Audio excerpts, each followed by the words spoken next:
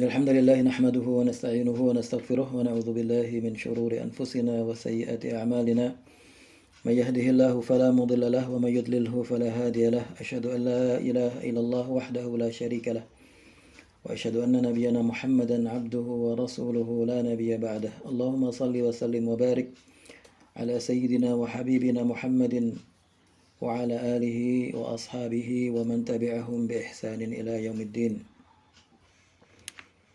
أما بعد فأحييكم جميعا بتحية الإسلام السلام عليكم ورحمة الله وبركاته.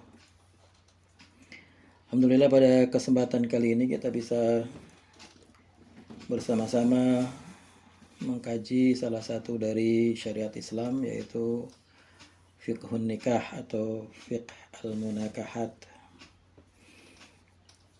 Menikah merupakan sunnatullah di alam semesta ini. Bahkan bukan cuma manusia, kita melihat binatang pun melakukan perkawinan dalam rangka untuk memenuhi kebutuhan dia secara biologis dan juga untuk melanjutkan keturunannya supaya tidak punah di alam semesta ini. Maka Allah mengatakan dalam surat Az-Zariyat 49, "Wa min kulli syai'in khalaqna zawjaini la'allakum tadhakkarun." Dan dari tiap sesuatu itu kami jadikan zawjaini, berpasangan. Segala sesuatu itu berpasangan. La'allakum tadhakkarun, supaya kalian mengingat. Allah juga mengatakan dalam surat Yasin 36, "Subhanalladzi khalaqal azwaja kullaha." Maha suci Allah yang telah menciptakan azwaj, hal yang berpasang-pasangan, kullaha, semuanya. Dalam konteks manusia, Allah mengatakan dalam surat Al-Hujurat, juga surat An-Nisa. Dalam surat Al-Hujurat ayat 13 Allah mengatakan, "Ya ayyuhan nasu inna khalaqnakum min dzakarin wa untsa." Wahai sekalian manusia, kami ciptakan kalian ini dari min dzakarin, dari laki-laki, wa untsa, dan perempuan. Dengan adanya laki-laki dan perempuan ini kemudian mereka menikah dan menghasilkan keturunan, menghasilkan manusia yang sekarang ada ini. Dalam surat An-Nisa Allah mengatakan, "Ya ayyuhan nasu taqu rabbakumul ladzi khalaqakum min nafsin wahidah wa khalaqa minha zawjaha." Wahai sekalian manusia, bertakwalah kepada Allah, Tuhan kalian yang telah menciptakan dari nafsin wahidah, diri yang satu. Wa khalaqa minha zawjaha, kemudian dari jiwa yang satu itu Allah menciptakan darinya istrinya, yaitu Hawa. Jadi nafsin wahidah adalah Adam, wa khalaqa minha zawjaha adalah Hawa. Wa batha minhuma rijalan katsiran wa nisaa, dan dari keduanya kemudian Allah menciptakan, menyebarkan manusia laki-laki dan perempuan yang banyak. Jadi nikah adalah sunnatullah.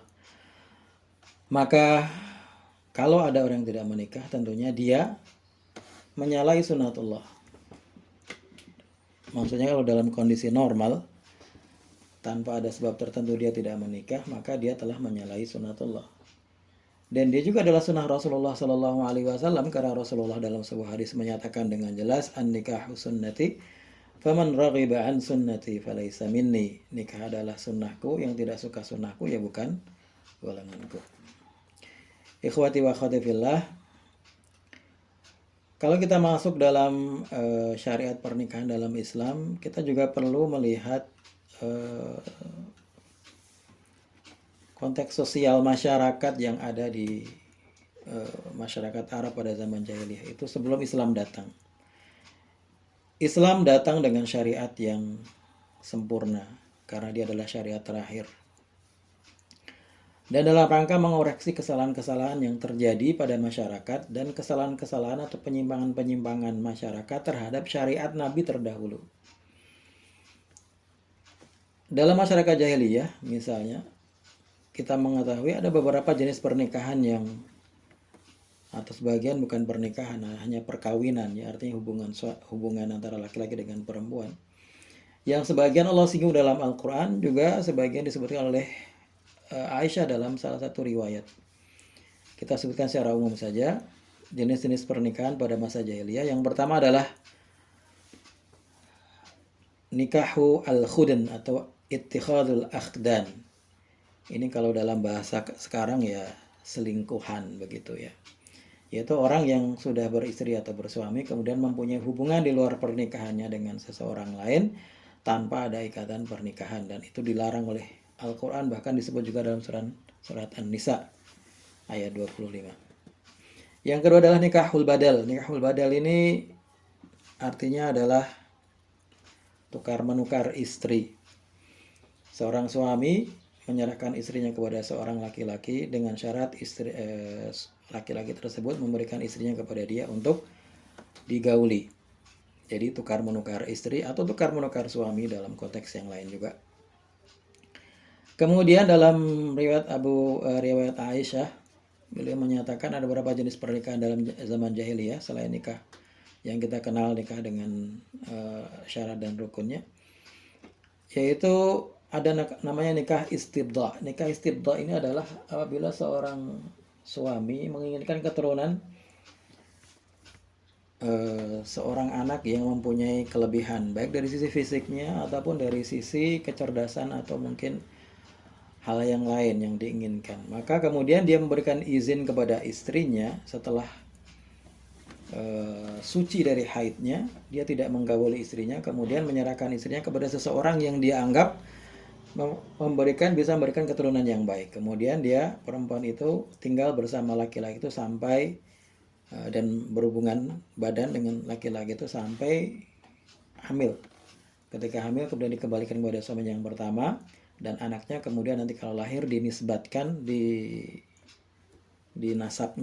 nasabkan kepada orang tersebut. Ini namanya nikah istibda. Ada namanya nikah kolektif ya, bukan nikah kolektif. Kalau bahasa dulu yang pernah populer mungkin Salome mungkin dulu di zaman-zaman dulu tahun 70-an barangkali. Jadi ada 10 orang atau kurang menggauli atau berhubungan dengan seorang perempuan semuanya, dan kemudian nanti ketika hamil dan anaknya lahir, perempuan itu akan memilih di antara laki-laki yang berhubungan dengan dia itu untuk menjadi ayah bagi anaknya. Ada juga namanya sahibatur rayat. Ini PSK kalau dalam zaman sekarang, yaitu perempuan-perempuan yang dia meletakkan bendera di rumahnya untuk memberikan tanda bahwa dia menerima siapapun untuk datang dan berhubungan badan dengan dia. Jadi ini lebih parah dari yang sebelumnya ya, artinya ini jumlahnya tidak terhitung. Dan kemudian kalau dia hamil, maka kemudian dia akan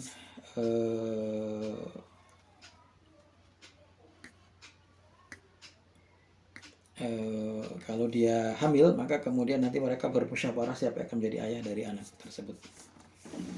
Baik, ini tentunya semuanya adalah nikah-nikah yang menyimpang yang ada pada zaman jahiliyah. Maka Islam datang dengan syariat nikah yang suci, syariat pernikahan yang memberikan jaminan kesucian hubungan antara seorang laki-laki dengan perempuan dalam ikatan yang diridhai Allah Subhanahu wa taala. Oleh karena itu nanti dalam nikahnya ada akadnya, ada syaratnya dan seterusnya, ketentuan-ketentuan syariatnya supaya sesuai dengan apa yang diinginkan oleh Allah Subhanahu wa taala. Sehingga kemudian seorang mukmin ketika melakukan hubungan dengan istrinya, dia melakukan hubungan itu dengan rasa aman, rasa tenang, dan tidak ada perasaan berdosa karena dia telah melakukan semua tahap yang diwajibkan atau yang disyaratkan dalam proses untuk pernikahan tersebut. Dalam Islam sendiri, Rasulullah SAW memberikan motivasi kepada umatnya untuk menikah ya. Jadi menikah ini adalah sebuah syariat, maka dia Rasulullah dan bahkan juga dalam Al-Quran Allah juga memotivasi manusia untuk menikah. Saya kira hadisnya sangat banyak sudah kita kenal ya, yang sudah kita sering dengar. Misalnya Rasulullah mengatakan ad-dunya mata wa khairu mata'iha al-mar'atu salihah. Dunia adalah kesenangan dan kesenangan yang paling baik adalah wanita yang saleh, yaitu istri. Rasulullah juga mengatakan tazawwadul ya ma'syara syabab man istata'a minkumul ba'ata falyatazawwaj. Wahai sekalian pemuda, barang siapa yang mempunyai kemampuan untuk membayar mahar dan memberi nafkah, maka hendaklah dia menikah. fa innahu aghaddu lil basari wa ahsanu lil farji, karena menikah itu bisa menurunkan pandangan, membuat mata tidak jelalatan, dan bisa menjaga kemaluan. Faman lam yastati' fa 'alaihi bis-shaum, barang siapa tidak mampu hendaklah dia berpuasa, fa innahu lahu wija, karena puasa bisa menjadi benteng dari jatuh kepada kemaksiatan. Rasulullah juga mengatakan tazawwaju al-walud al-wadud fa inni mukatsirun bikumul umam yaumal qiyamah, menikahlah dengan wanita yang sangat kasih dan mempunyai keturunan yang banyak, karena aku akan berlomba-lomba mempunyai jumlah pengikut yang paling banyak dengan nabi-nabi yang lain nanti pada hari kiamat. Dan hadis-hadis yang lain dan juga ayat-ayat yang lain kita sudah memakluminya. Kalau kita bertanya apa hikmah dari menikah, hikmahnya sangat banyak ya. Kita bisa melihat, kita juga bisa menganalisa sendiri bahwa dengan menikah misalnya merupakan sebuah ikatan dalam rangka menyalurkan kebutuhan biologis yang sesuai dengan syariat, karena memang pada kenyataannya kita setiap manusia, setiap orang mempunyai syahwat, mempunyai keinginan terhadap lawan jenis. Keinginan terhadap lawan jenis ini harus disalurkan, karena kalau tidak disalurkan juga akan membawa kepada dampak-dampak yang lain, baik secara fisik maupun secara mental. Oleh karena itu ada nikah ini dalam rangka menyalurkan hal ini. Maka nanti dalam pernikahan seharusnya juga ketika pembahasan tentang hak dan kewajiban suami dan istri, maka diantara kewajiban yang harus ditunaikan keduanya adalah al-mu'asyarah bil ma'ruf ya, bergaul, berinteraksi dengan baik.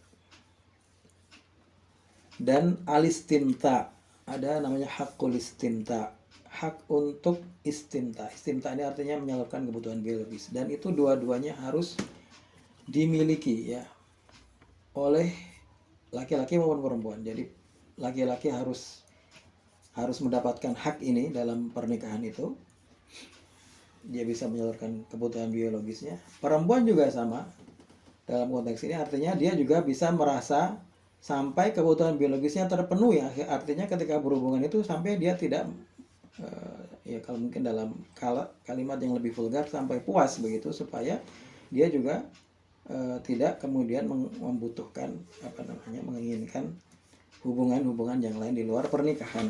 Ya nanti itu pembahasan dalam hak dan kewajiban suami dan istri. Kemudian juga hikmah yang lain adalah menikah merupakan sarana untuk mempunyai keturunan dan memperbanyak generasi, dan ini merupakan salah satu dari yang dicita-citakan Rasulullah SAW, sebagaimana dalam hadis yang kita sebutkan sebelumnya. Rasulullah ingin umatnya banyak. Kalau misalnya anak itu lahir dari keluarga yang muslim, suami dan istri yang muslim, ayah dan ibu muslim, maka tentunya anaknya juga kemungkinan besar akan muslim, sehingga kemudian umat Islam menjadi lebih banyak. Hikmah nikah yang lain adalah untuk menyalurkan sifat kebapakan dan keibuan dari suami dan istri, itu dari laki-laki dan perempuan, karena masing-masing kita mempunyai sifat ini, sifat untuk mengasihi anak ya. Maka dengan adanya pernikahan ini bisa dilaksanakan.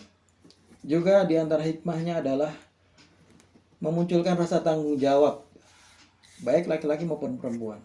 Bagi laki-laki tanggung jawabnya adalah untuk memberikan nafkah dan menjadi kepala keluarga bagi keluarganya. Bagi perempuan tanggung jawabnya adalah untuk menjaga, untuk memelihara, untuk mengatur rumah tangganya dan mendidik anak-anaknya ketika suaminya tidak di rumah. Juga di antara hikmah yang lain adalah hubungan sosial antara beberapa keluarga ya. Kalau dalam pernikahan minimal dari antara dua keluarga, keluarga laki-laki dan keluarga perempuan, keluarga suami dan keluarga istri, akan terjalin hubungan sosial kecintaan antara kedua keluarga ini. Dan kalau kita bayangkan dalam sebuah rumah tangga, misalnya ada seorang ayah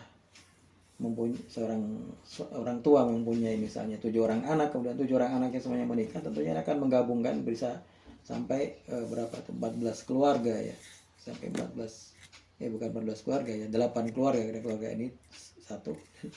menikah dengan 7 dari keluarga yang lain. 8 keluarga bisa disatukan dalam hubungan ini. Inilah beberapa hikmah dari menikah. Baik, bagaimana dengan hukum menikah? Apa hukumnya menikah? Menikah hukumnya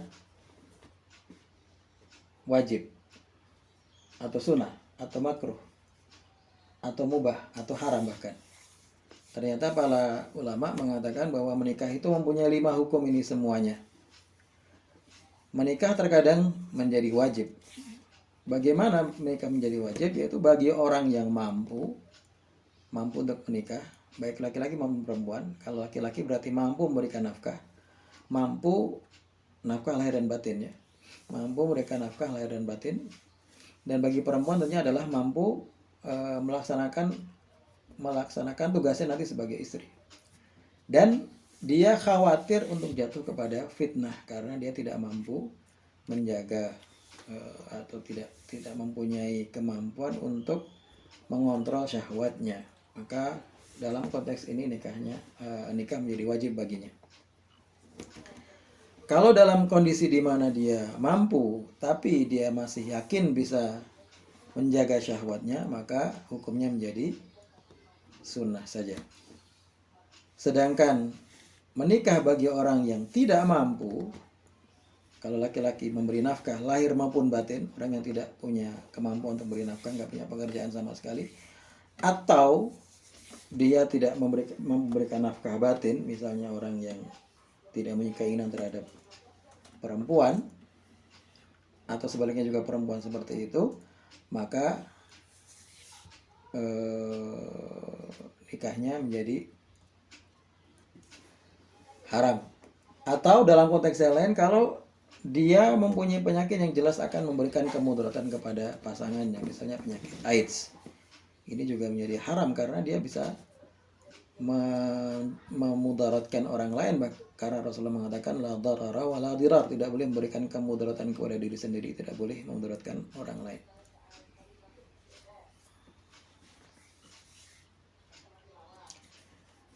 Nikah menjadi makruh kalau misalnya seorang laki-laki tidak mampu memberikan nafkah lahir ataupun tidak mampu memberikan nafkah batin, tetapi istrinya tidak menjadikan itu sebagai masalah. Ya, misalnya seorang laki-laki miskin, dia bisa memberikan nafkah batin tapi miskin, tapi istrinya kaya dan dia tidak menjadi masalah kalau misalnya suaminya tidak bekerja karena dia sudah kaya dan bisa menghidupi dirinya. Ya, ini ternyata banyak terjadi ya, kasus-kasus di Saudi itu banyak sekali wanita-wanita karir yang sudah bekerja tapi dia tidak menikah dan akhirnya kemudian sangat ingin mempunyai seorang suami, bahkan sampai mencari siapapun yang menjadi suaminya walaupun tidak bekerja nggak apa-apa asalkan dia bisa menjadi suaminya. Ya tentunya untuk menyalurkan hasrat biologisnya sebagai manusia.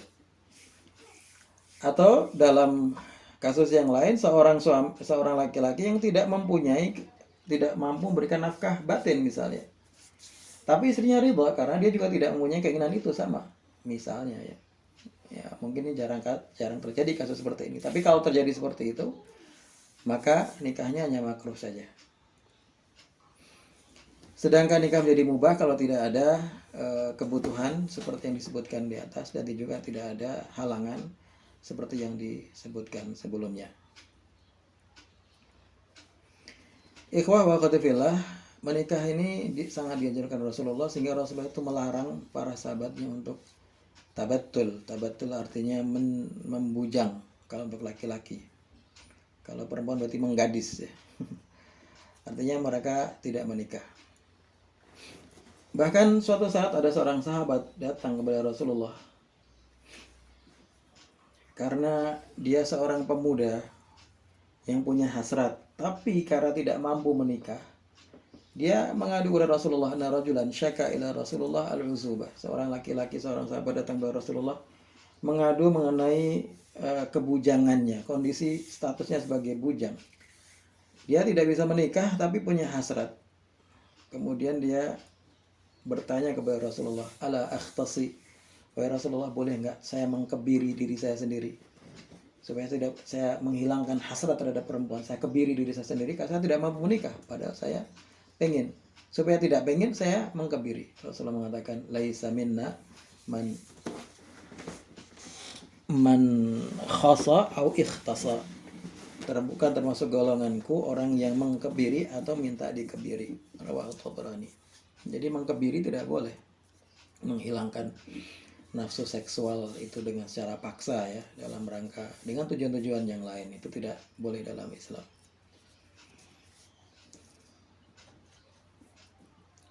Terus solusinya bagaimana kalau punya hasrat tapi tidak bisa menikah? Ya tadi hadis Rasulullah mengatakan, yang pertama tadi saya bacakan, faman lam yastati' fa'alaihi bis-shaum fa innahu lahu wija. Kalau tidak mampu berpuasa, karena itu bisa menjadi benteng bagi dia.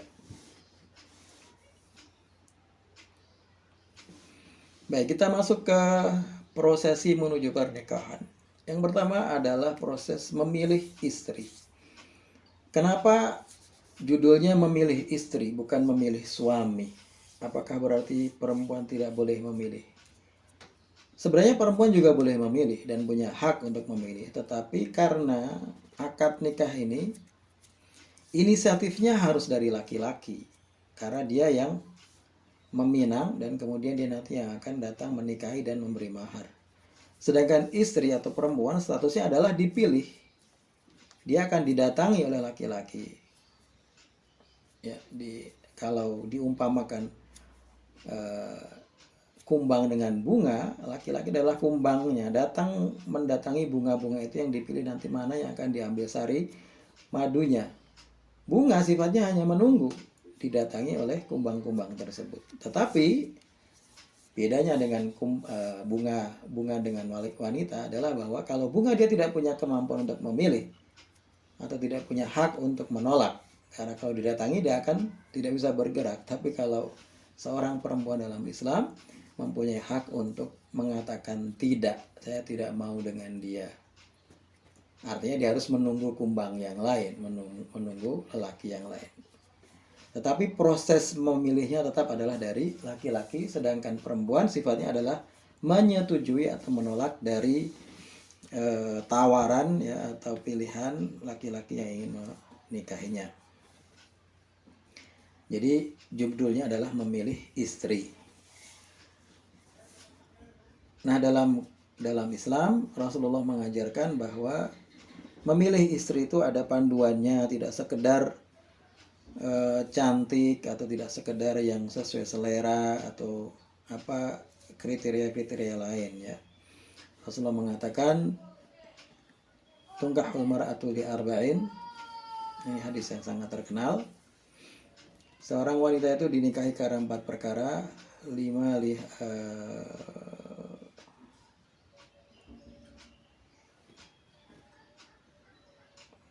Sebentar saya lihat hadisnya. Ya, saya lupa secara nas hadisnya, tapi intinya adalah 5 liha au li jamaliha au li hasabiha au li diniha. Seorang laki-laki itu seorang perempuan itu dinikahi karena 4 perkara, karena hartanya atau karena kecantikannya atau karena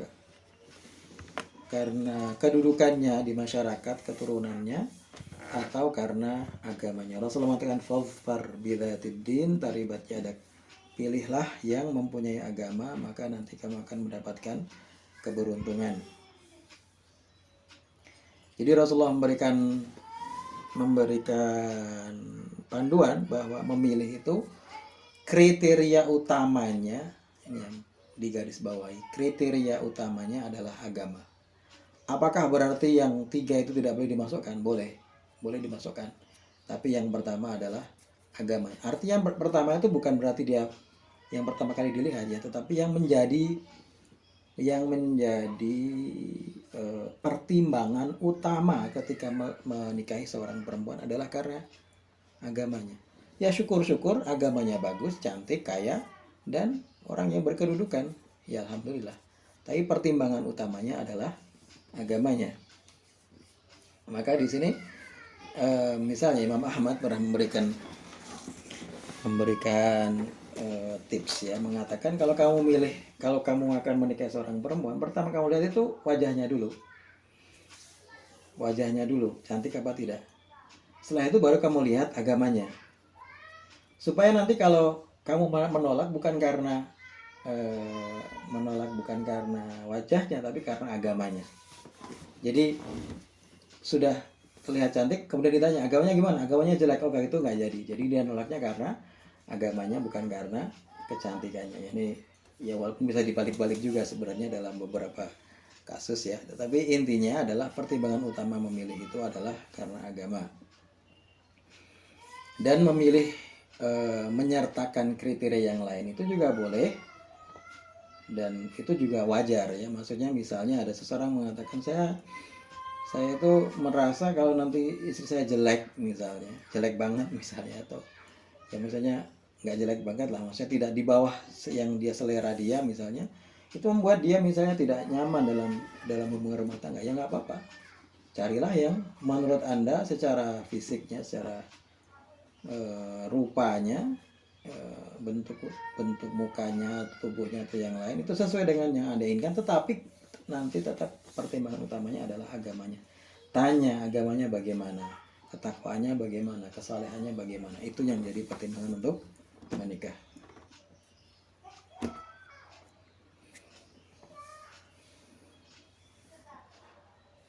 Ada sebuah hadis tapi lemah ya, tapi bisa dijadikan sebagai sebuah ya apa ya istilahnya, sebagai ya suplemen sajalah dalam membahas tema ini.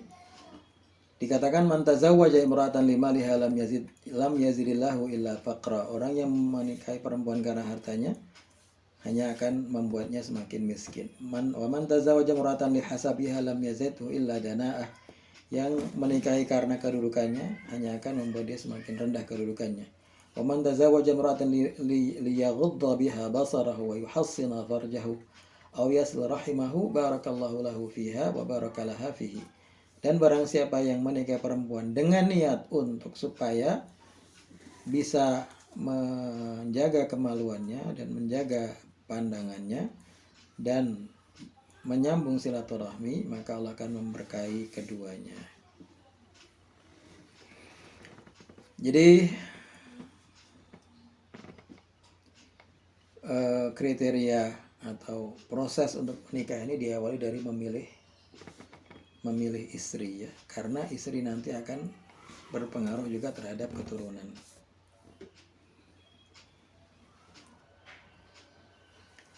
Termasuk di dalamnya adalah mencari kalau memang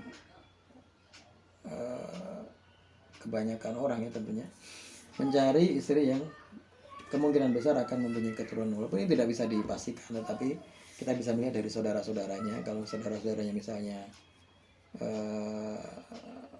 subur, maka dia kemungkinan juga subur, walaupun tidak bisa dipastikan tentunya.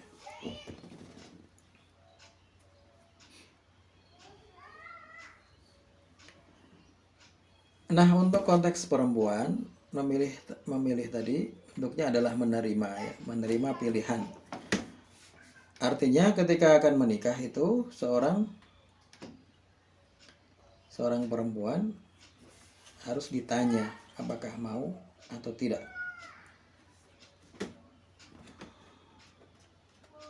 Maka dalam sebuah hadis Rasulullah mengatakan, as-sayyibu tusta'mar wal bikru tusta'dzan wa iznuha wa sukutuha iznuha, atau kama qala sallallahu alaihi wasallam.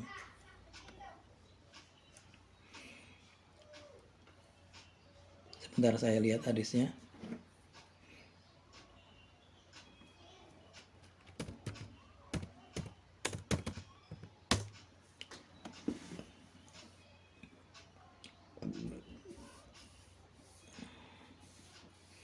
Rasulullah mengatakan, ini hadis kalau dalam riwayat Bukhari bunyinya,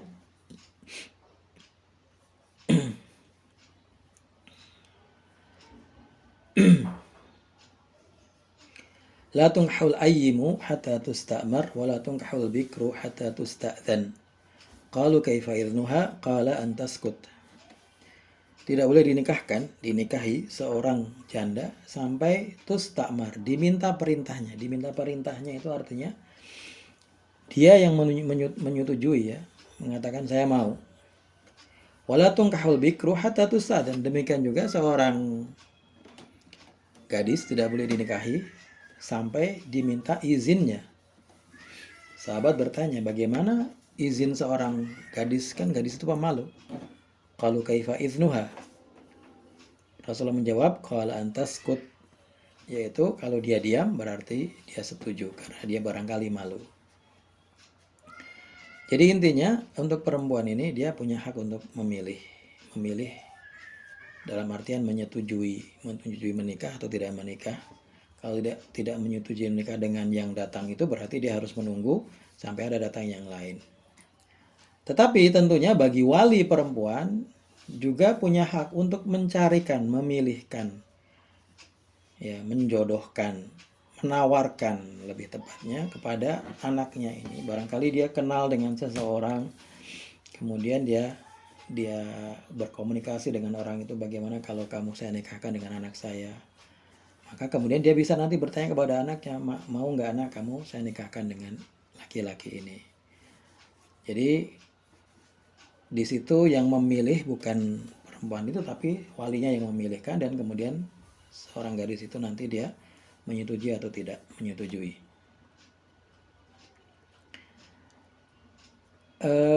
Ada sebuah pertanyaan, apakah boleh seorang perempuan itu menawarkan diri kepada seorang laki-laki? Kalau kita lihat dalam Al-Quran, ini pernah ditanyakan kepada, saya ingat waktu itu Fauzil Azim, ketika ada sebuah seminar di Malaysia tentang pernikahan. Kemudian beliau mengatakan bahwa, bukan ditanyakan, kalau tidak salah beliau sendiri yang menyatakan bahwa perempuan itu boleh mendatangi laki-laki untuk menawarkan diri menjadi istri. Buktinya apa? Buktinya Khadijah itu mendatangi Rasulullah untuk minta menjadi suaminya. Ya, beliau mengatakan begitu. Jadi untuk solusi bagi akhwat yang misalnya lama belum dapat jodoh, dia bisa menawarkan diri kepada ikhwan. Begitu beliau mengatakan. Saya mengatakan waktu itu saya juga hadir dan kemudian saya memberikan tanggapan. Saya mengatakan bahwa pertama, kalau kita lihat dalam sejarahnya, kisahnya, bukan Khadijah datang sendiri, tapi Khadijah ngomong kepada paman-pamannya atau kepada keluarganya yang lebih tua untuk mendatangi keluarga Rasulullah. Waktu itu adalah pamannya Abu Talib untuk menawarkan. Jadi bukan dia datang sendiri. Yang kedua, bahwa kejadian itu adalah sebelum Rasulullah menjadi nabi. Syariat Islam belum ada. Rasulullah menjadi nabi umur 40 tahun, Rasulullah menikah umur 25 tahun. Itu masih 15 tahun sebelum kenabian. Jadi belum ada syariat Islam. Artinya apapun yang dilakukan oleh Rasulullah sebelum menjadi nabi tidak menjadi syariat. Dan bahkan dalam konteks ini yang melakukan bukan Rasulullah tapi Khadijah. Khadijah bukan siapa-siapa. Di konteks pensyariatan ya, dia tidak punya tempat dalam konteks pensyariatan. Dia bukan nabi, bukan Allah. Yang punya hak untuk mensyariatkan hanya nabi atau Allah. Ya, nabi tentunya mendapatkan perintah dari Allah. Sehingga dalil ini tidak bisa dijadikan sebagai dalil bahwa perempuan boleh mendatangi laki-laki untuk meminta menjadi suaminya. Bahkan dalam Al-Quran kita akan menemukan bahwa proses seperti ini adalah khusus untuk Rasulullah, yaitu dalam surat Al-Ahzab 50. Allah mengatakan, ya ayuhan nabi, wahai nabi Muhammad, inna ahlalna laka azwajak. Kami telah menghalalkan kepadamu istri-istrimu allati ataita ujurahunna, yaitu yang telah kamu berikan maharnya. Wa ma malakat yaminuka, dan juga budak-budak mimma afa'allahu alaika, yang Allah berikan kepadamu. Wa banati ammika, anak-anak pamanmu. Wa banati ammatika, anak-anak bibimu. Wa banati khalika, anak-anak paman dari ibumu. Wa banati khalatika, anak-anak bibi dari ibumu. Allati hajarna ma'aka, yang berhijrah bersamamu. Wa mra'atan mu'minatan, yang terakhir ini yang harus digarisbawahi, dan seorang perempuan mukminah iwahabat nafsaha, jika dia memberikan dirinya. lin nabi kepada nabi, in aradan nabi, kalau nabi menginginkan, an yastangkihaha untuk menikahinya, khalisatan laka, khusus untuk wahai Muhammad, min dunil mu'minin, dan bukan untuk kaum mukminin yang lain. Jadi kalau ada perempuan yang menyerahkan dirinya kepada Nabi itu boleh dalam ayat ini, tapi itu khusus untuk Nabi. Jadi boleh seseorang mendatangi Rasulullah untuk menawarkan dirinya menjadi istri khusus untuk Rasulullah. Sedangkan kita min dunil mu'minin, kita mukminin biasa tidak boleh melakukan hal tersebut. Ini harus jelas ya. Walaupun saya kira kasusnya juga sangat sedikit kalaupun ada begitu. Barangkali tidak ada juga. Baik, selanjutnya adalah pembahasan mengenai khitbah. Jadi dalam Islam, khitbah itu juga adalah proses menuju nikah ya. Kalau di adat Jawa ada sebelum khitbah ada namanya nakoke, nanya. Nanya ini maksudnya adalah supaya nanti ketika khitbah tidak kecele ya, kalau di Jawa yang saya tahu. Atau mungkin tidak semua Jawa, barangkali di tempat saya begitu.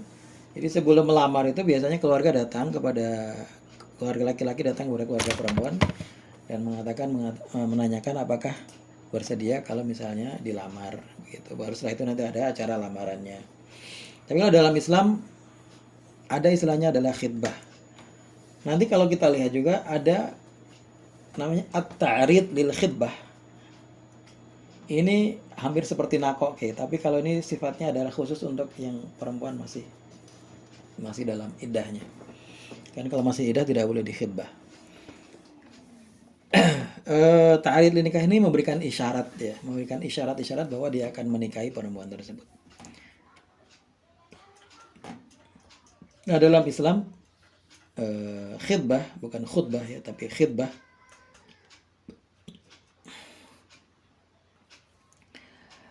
itu dari kata khataba yakhtibu, khataba yakhtubu khitbatan. Artinya adalah meminta kepada seorang wanita untuk menjadi istri dengan cara yang sesuai dengan tradisi masing-masing. Caranya tidak ditentukan oleh syariat ya. Kalau orang barat tentunya dengan cara memberi cincin dan kemudian berlutut di depan perempuan, tapi ini tidak secara Islami ya tentunya, karena mereka menganut pergaulan bebas. Di kita tidak ada tentunya laki-laki mendatangi seorang perempuan membawa cincin dan kemudian berlutut seperti itu. Intinya adalah dengan cara yang urf ini tradisi, tetapi tradisi itu disyaratkan tidak bertentangan dengan syariat. Maka kalau di kita misalnya kalau di Jawa ya keluarga datang mengatakan kami melamar, kemudian biasanya memberikan buah tangan begitu ya, memberikan oleh-oleh baju atau apa yang lainnya. Ini disebut dengan khitbah. Khitbah juga kalau dalam fikih biasa diartikan sebagai al-wa'du bin nikah, berjanji untuk menikahi.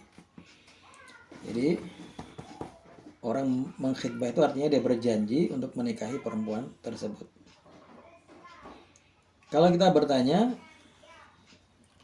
apa syarat wanita yang boleh dikhitbah? Ada 2 syarat. Yang pertama adalah tidak ada halangan baginya untuk dikhitbah. Halangannya apa? Halangannya bisa jadi karena dia termasuk perempuan yang tidak boleh dinikahi. Ya, tentunya tidak boleh dinikahi, tidak boleh dikhitbah. Atau dia sedang masa iddah. Ini termasuk halangan juga. Wanita yang sedang iddah tidak boleh dikhitbah. Harus menunggu selesai iddahnya. Baik iddah karena suaminya meninggal atau diceraikan dengan dalam tolak raj'i ataupun dalam tolak bain. Harus menunggu iddahnya selesai. Syarat yang kedua adalah tidak ada laki-laki yang sudah mendahului mengkhitbah perempuan tersebut. Karena dilarang oleh Rasulullah SAW, tidak boleh mengkhitbah perempuan yang sudah dikhitbah orang lain. Walaupun khitbah ini bukan nikah ya, belum resmi hubungan laki-laki dan perempuan, tapi khitbah ini adalah al-wa'du bin nikah, berjanji untuk menikahi. Artinya kedua belah pihak untuk sudah saling berjanji untuk menikah. Maka tidak boleh ada pihak ketiga masuk dalam perjanjian tersebut sampai kedua belah pihak sudah memutuskan janjinya, maksudnya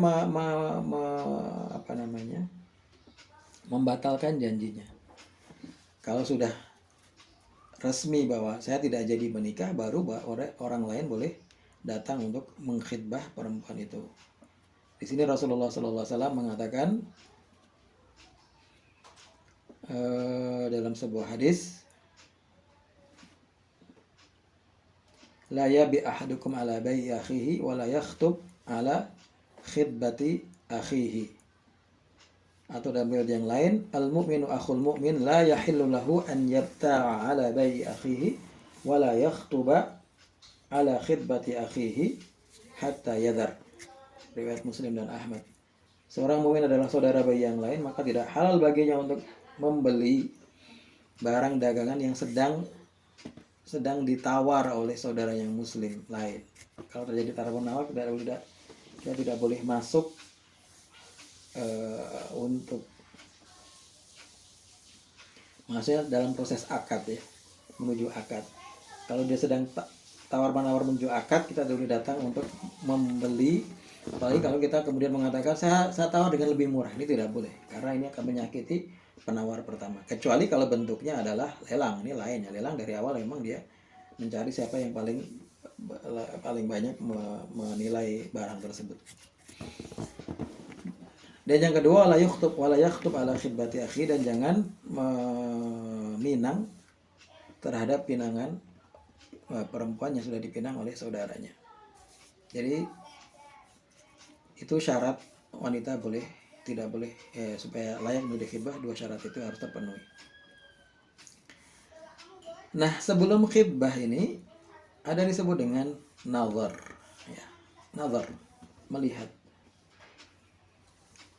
Nazar ini apakah dia syariat?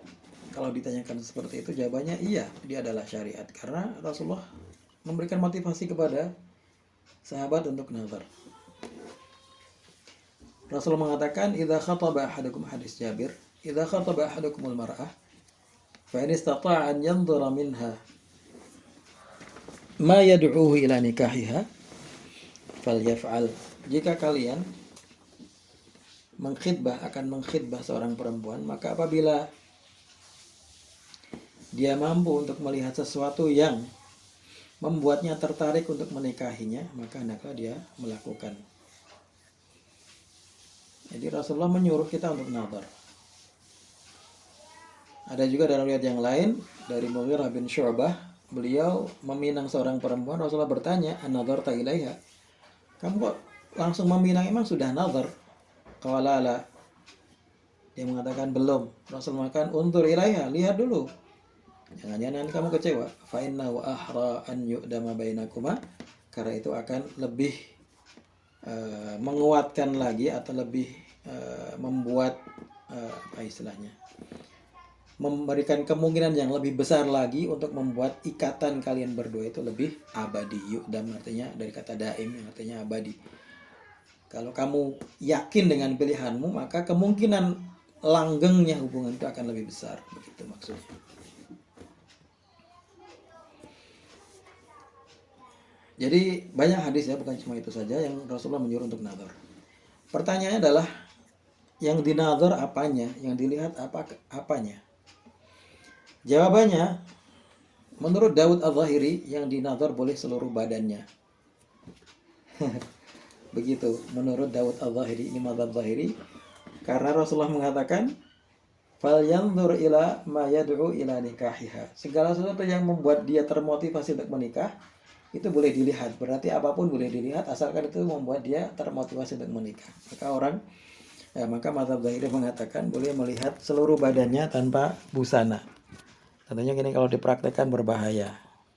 Tapi jumhur ulama ya, karena Daud Al-Zahiri ini tekstualis sekali ya, sangat tekstualis sekali. Dia hanya melihat dari teksnya. Tentunya ini bertentangan dengan dalil yang lain. Dalil yang lain mengatakan bahwa perempuan tidak boleh dilihat. Dalam hadis Asma, Rasulullah mengatakan kalau seorang perempuan sudah balik, tidak boleh terlihat darinya kecuali muka dan telapak tangan. Ya sudah, itu saja yang boleh dilihat oleh orang asing. Orang asing maksudnya orang bukan mahramnya. Maka jumhur ulama mengatakan yang boleh dilihat adalah hanya muka dan kedua telapak tangan saja. Bagaimana melihatnya? Ya melihatnya dengan didampingi oleh keluarga masing-masing. Supaya itu lebih, ini tidak ada syariatnya begitu, tapi ini supaya lebih terjaga ya dalam sebuah majelis yang saling melihat. Dan dalam konteks ini juga perempuan boleh melihat kepada calonnya, sama juga dia boleh melihat. Atau kalau dalam tradisi kita biasanya disuruh melihat fotonya dulu sebagai langkah awal ya, karena supaya ini tidak terjadi banyak ini sebenarnya menghemat step dalam menikah ya, dan juga untuk menjaga privasi masing-masing, supaya dari awal itu sudah memang ada ketertarikan untuk menikah atau tidak. Kalau tidak sama sekali ya sudah begitu. Kalau ada ketertarikan maka dibuktikan atau dikuatkan dengan nazar, ketemu ta'aruf tadi itu. Kalau bahasa kita mungkin ta'aruf ya, didudukkan dalam majelis, kemudian dita'arufkan, saling melihat yang situ. Dalam majelis itu nanti bisa diputuskan apakah dilanjut atau tidak lanjut, apakah sampai khitbah kemudian menikah ataukah sudah sampai di sini. Sesuai dengan keputusan masing-masing, nanti bisa diberikan waktu untuk berpikir begitu. Termasuk dalam konteks nazar adalah mengetahui sifat-sifatnya, karakternya. Bagaimana caranya? Tentunya tidak bisa dengan hidup bersama kumpul-kumpul seperti orang-orang barat, bukan. Tetapi adalah dengan cara bertanya kepada orang-orang terdekatnya, keluarganya, kakaknya, adiknya, temannya, bagaimana sifat dari perempuan itu. Dan itu dilakukan oleh para sahabat, dan Rasulullah SAW sendiri pernah melakukannya, bertanya kepada seseorang mengenai calon istrinya. Sedangkan khalwat antara laki-laki dan perempuan, yang baik yang sudah khitbah pun ataupun belum, tentunya adalah haram. Haram hukumnya, tidak boleh dilakukan dalam bentuk apapun. Dan ini terjadi, sayangnya terjadi di banyak tempat di masyarakat kita. Kalau khitbah itu seakan-akan sudah menikah, kemudian dia boleh bonceng sana bonceng sini, boleh makan bersama, boleh belanja bersama dan seterusnya. Ini adalah tidak sesuai dengan syariat Islam tentunya. Nah, khitbah ini karena dia bukan pernikahan, dia adalah janji untuk menikah. Karena dia adalah janji, maka boleh dibatalkan janji itu. Tetapi tentunya bagi seorang mukmin ya, kalau tidak ada hal yang darurat untuk membatalkan, seharusnya tidak boleh membatalkan. Karena Rasul mengatakan di antara ayatul munafiqin salatun idza haddatsa kadzaba wa idza wa'ada akhlafa wa idza tumina khana. Di antara tanda munafik adalah kalau berjanji mengingkari. Jadi kalau misalnya dia sengaja mengingkari tanpa ada sebab, dan dia ini akan masuk atau terkena hadis ini. Tapi barangkali dalam beberapa kasus ada hal-hal yang mengharuskan, darurat mengharuskan harus dibatalkan. Ya tidak apa-apa, karena itu memang hanya baru janji untuk menikah. Nah, sekarang kita masuk di akad nikahnya. Setelah khitbah, setelah nadhar, khitbah, kemudian akad nikahnya.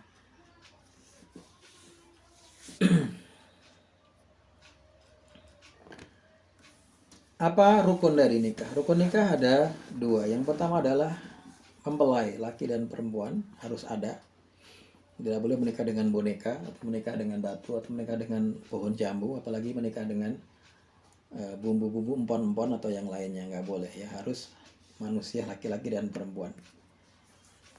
Tentunya dengan syarat bahwa bukan termasuk yang tadi itu ya, yang disebutkan dalam khitbah, bukan mahram, kemudian bukan tidak sedang iddah dan seterusnya. Dan syarat yang kedua, rukun yang kedua adalah ijab qabul. Ijab itu artinya adalah dari kata aujaba yujibu, mewajibkan, yaitu statement, pernyataan dari wali perempuan untuk menikahkan. Jadi seperti penawaran kepada mempelai laki-laki. Sedangkan qabul dari kata qabila yaqbalu, artinya menerima, yaitu statement, pernyataan menerima dari pihak laki-laki yang dinikahkan tersebut. Dengan cukup mengatakan saya terima atau qabiltu dan seterusnya.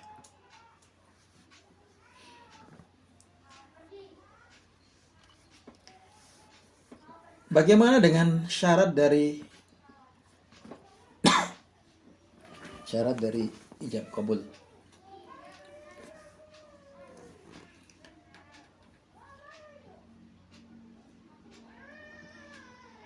syarat dari pernikahan sendiri, syarat dari akad nikah. Tadi kan rukunnya itu rukun adalah sesuatu yang harus ada yang bagian dari ibadah itu, bagian di dalam ibadah itu. Kalau syarat itu dari pihak luarnya, tapi harus ada tapi pihak luar. Yang pertama harus ada wali jelas. Yang kedua harus ridho, dua-duanya mau. Ini syarat ya. Jadi kalau tidak ada istilahnya nikah paksaan dalam Islam, tidak boleh. Bahkan dalam kasus wanita yang dipaksa pernah terjadi, Rasulullah membatalkan akad karena perempuannya dipaksa.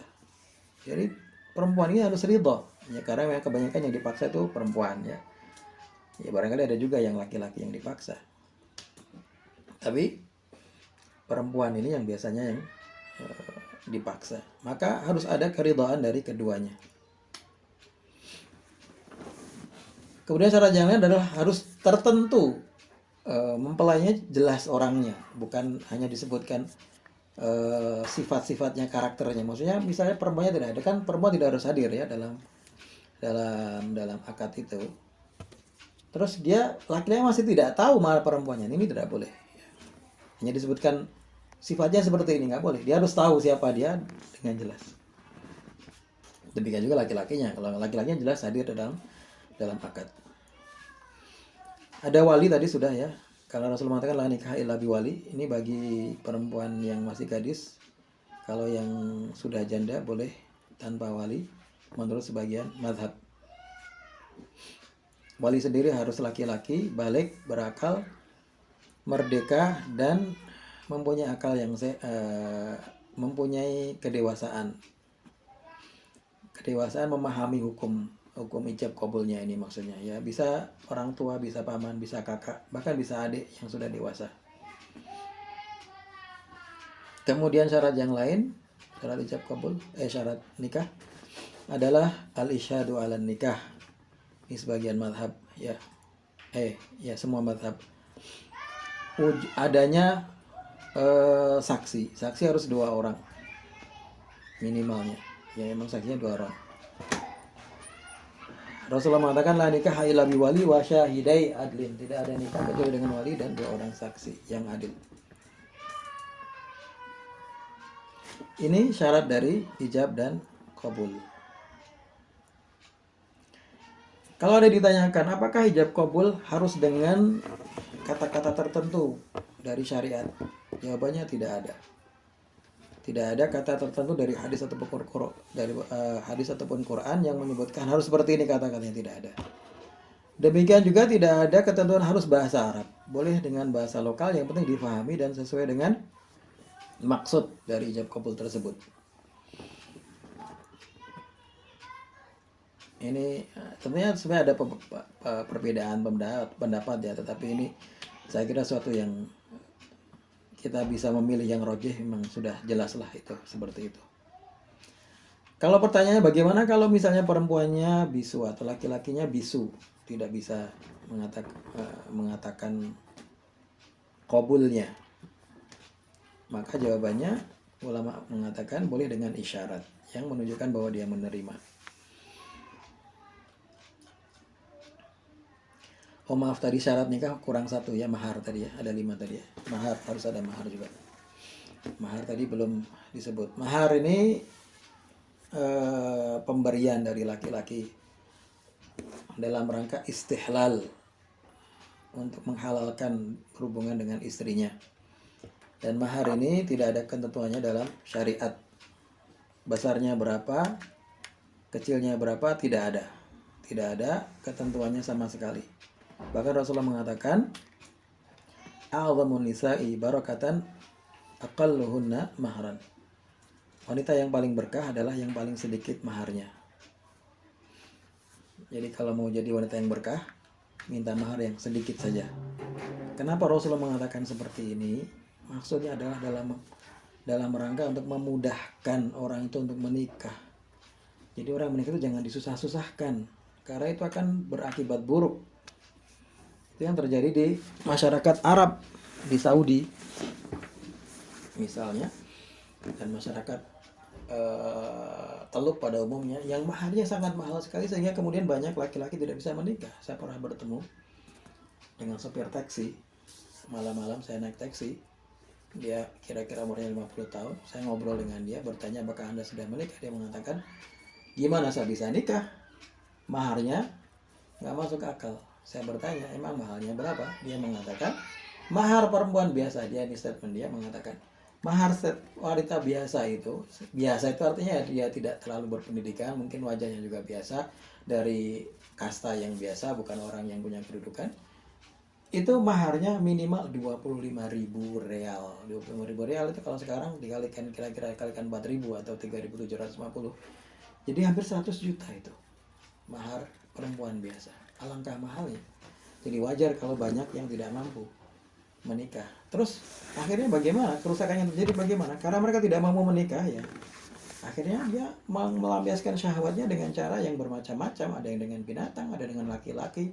Ada yang kalau punya uang sedikit dia pergi ke Libanon yang di sana lebih murah. Paling beli tiket berapa, beli PSK di sana berapa, nggak sampai 100 juta begitu. Ini yang terjadi. Maka mahar ini harus, kalau bisa ya, untuk perempuan-perempuan jangan menyusahkan, jangan membebani. Memang mahar adalah hak perempuan. Mahar adalah hak perempuan untuk menentukan. Dia boleh nyebut begitu. Saya maunya maharnya seperti ini. Saya mau helikopter misalnya, boleh begitu. Tapi konsekuensinya adalah kalau nggak ada yang bisa beli helikopter ya jangan nggak akan nikah begitu. Maka Rasulullah dalam berbagai peristiwa menikahkan sahabat dengan berbagai mahar, yang ada yang cincin dari besi, ada yang dengan sandal. Bahkan maharnya boleh jasa. Jadi mahar tidak harus bentuknya materi, tapi boleh jasa. Jasanya apa? Misalnya jasa mijitin istrinya selama setahun, boleh seperti itu. Maharnya adalah saya mijitin istri selama setahun, boleh. Yang terjadi pada zaman Rasulullah itu adalah ada seorang sahabat yang dinikahkan dengan mahar mengajarkan Al-Quran kepada istrinya. Ini kan jasa, bukan materi, boleh. Jadi ini perlu difahami. Dan mahar itu adalah hak prerogatif perempuan untuk menyebut dan untuk memilikinya. Ini yang juga terjadi penyimpangan di Arab, di Saudi terutama. Jadi karena maharnya besar, ini misalnya 100 juta. Ketika dapat mahar itu nanti dibagi-bagi dengan orang tuanya, dengan pamannya, dengan kakaknya, dia semua dapat. Dia akhirnya dapatnya sedikit perempuan ini karena dibagi-bagi. Padahal itu adalah hak, sebenarnya hak perempuan saja. Dia boleh memiliki mahar tersebut seutuhnya. Dan mahar ini adalah tidak harus kontan ya, boleh dicicil atau boleh dihutang. Ya kalau hutang berarti ya kalau nanti dia harus tetap membayarnya nanti suatu saat.